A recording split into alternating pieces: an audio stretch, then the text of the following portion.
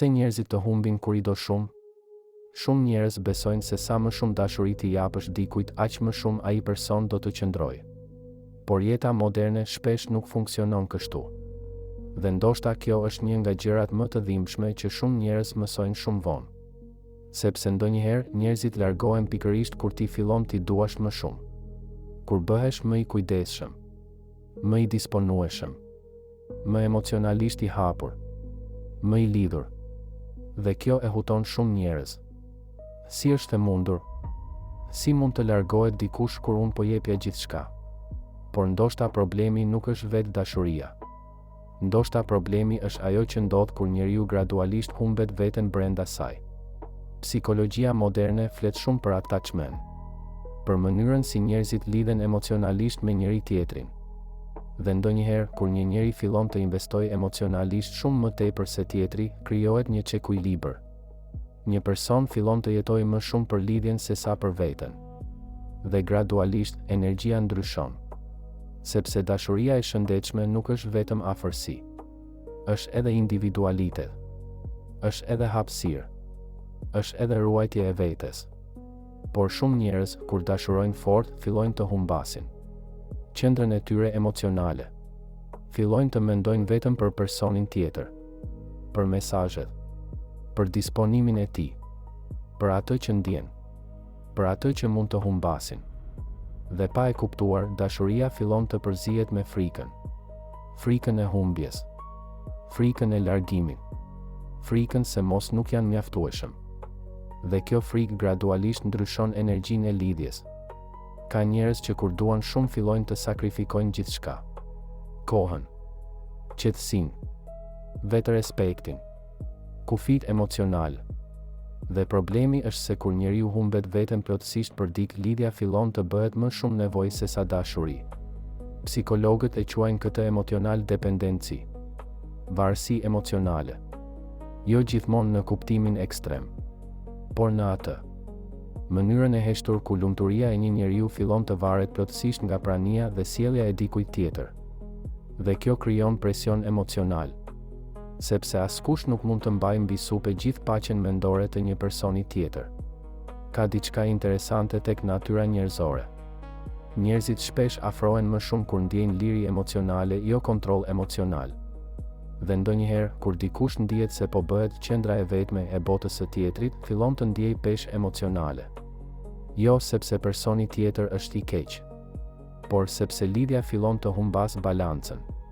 Erich Fromm shkruante se dashuria nuk është të humbasësh veten tek dikush. Është të ndash jetën me dikë duke mbetur ende vetvetja.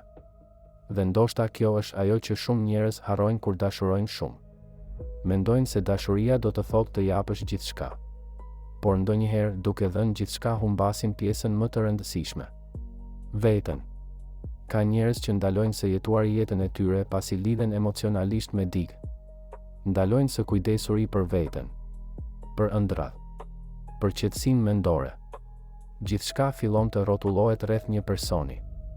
Dhe gradualisht lidhja fillon të ndihet e rëndë. Sepse dashuria e shëndetshme nuk ka nevojë për humbje. Identiteti. Ka edhe një arsye tjetër pse njerëzit ndonjëherë largohen kur i do shumë. Sepse intensiteti emocional i frikson. Sidomos njerëzit që nuk janë mësuar me afërsi të thellë emocionale. Ka njerëz që sapo ndjejnë se dikush po lidhet shumë fort me ta fillojnë të tërhiqen. Jo sepse nuk ndjejnë asgjë, por sepse ndihen emocionalisht të mbingarkuar. Psikologjia moderne e lidh këtë me avoidant attachment. Njerëz që duan afërsi por tremben kur lidhja bëhet shumë intensive emocionalisht. Dhe kjo është shumë e zakonshme sot, sepse shumë njerëz janë lënduar emocionalisht në të kaluarën. Prandaj kur dikush fillon t'i dojë shumë një pjesë e tyre nuk ndihet e sigurt.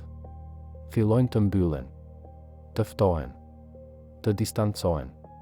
Dhe kjo është shumë e dhimbshme për personin që po jep gjithçka. Sepse ai mendon, po të dua më shumë pse po largohesh. Por ndonjëherë problemi nuk është mungesa e dashurisë. Është mungesa e gatishmërisë emocionale. Ka njerëz që duan të ndihen të dashur, por nuk dinë si të mbajnë një lidhje të thellë. Dhe kur ndjenjat bëhen reale, panikosen. Kjo ndodh shumë në marrëdhëniet moderne. Njerëzit duan lidhje por kanë frikë nga intensiteti emocional që vjen me të. Prandaj disa largohen pikërisht kur gjërat fillojnë të bëhen serioze.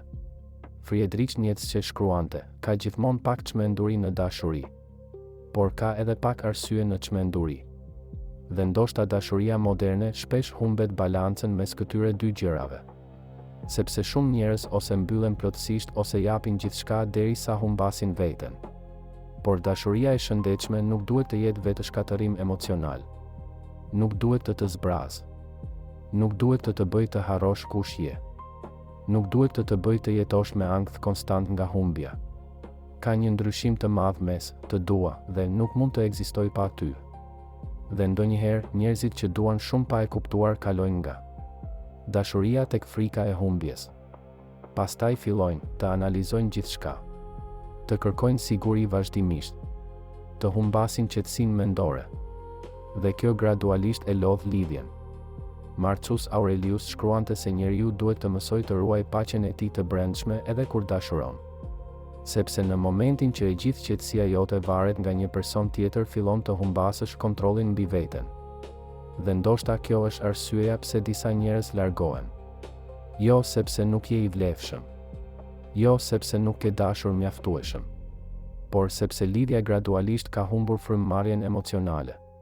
Ka njerëz që nuk dinë të duan pa u humbur plotësisht. Dhe kjo është shumë e zakonshme tek njerëzit që kanë mungesë sigurie emocionale. Sepse kur më në fund gjejnë dikë që i bën të ndihen mirë kapen fort pas asaj ndjenje. Shumë fort. Por ironia është kjo, dashuria nuk rritet nga frika. Rritet nga siguria, nga qetësia, nga liria për të qenë vetvetja. Ndoshta kjo është arsyeja pse njerëzit më të qetë emocionalisht shpesh krijojnë lidhjet më të forta. Sepse nuk kërkojnë ta posedojnë tjetrin. Nuk jetojnë me panik konstant. Nuk humbasin veten. Ata duan pa harruar kush janë. Dhe ndoshta ky është versioni më i shëndetshëm i dashurisë. Jo dashuria që të konsumon, por ajo që të jep paqe. Ka diçka shumë të rëndësishme që shumica duhet ta kuptojnë. Nëse dikush largohet kur ti e do shumë, kjo nuk do të thotë që dashuria jote nuk kishte vlerë. Ndonjëherë thjesht do të thotë që lidhja nuk ishte e balancuar emocionalisht, ose që personi tjetër nuk ishte gati, ose që ti gradualisht kishe filluar të humbisje veten brenda saj.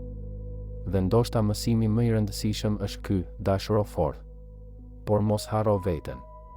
Mos humb qetësinë mendore. Mos e bëj një person të vetëm gjithë identitetin tënd emocional. Sepse njerëzit më tërheqës emocionalisht nuk janë ata që japin gjithçka derisa shkatërohen. Janë ata që dinë të duan duke mbetur ende të plotë si individ. Dhe ndoshta dashuria më e bukur nuk është ajo ku dy njerëz humbasin veten tek njëri tjetri, por ajo ku dy njerëz zgjedhin njëri tjetrin pa humbur veten gjatë rrugës.